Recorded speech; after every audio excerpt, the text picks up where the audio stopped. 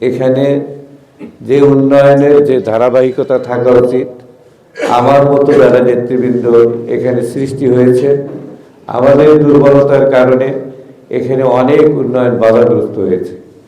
আমি প্রথমে এক কথায় সবগুলোর জবাব দিতে চাই।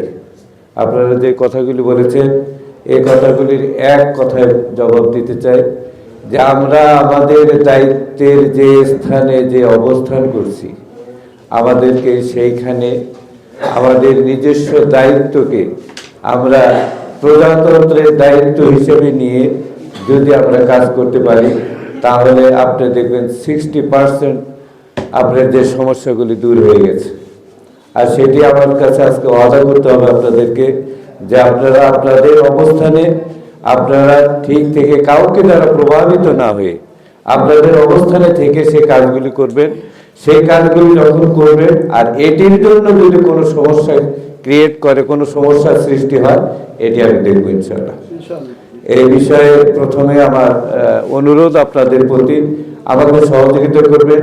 ইউনো সাহেব যে কথা বলেছেন এবং আপনারা যেভাবে আপনাদের অভিযোগের কথা বলেছেন, আমি প্রত্যেকটি দৃষ্টিগোচর হয়েছে আমার, আমি প্রত্যেকটি বিষয়ের দিকে আমি দেখব।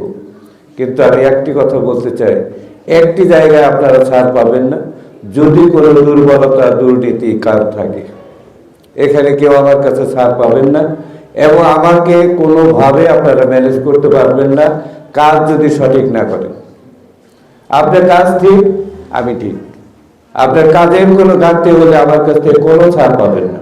যদিও কথাটি একটু রূঢ়, প্রথমেই কথাটি একটু শক্ত কথা হয়ে গেল, কিন্তু এটাই বাস্তবতা যে আমার কাছ থেকে ভালোবাসা বলেন, কাজের সহযোগিতা বলেন, যেটি বলেন, সকল দুর্বলতার ঊর্ধ্বে উঠে এই এলাকার উন্নয়নের জন্য কাজ করতে হবে।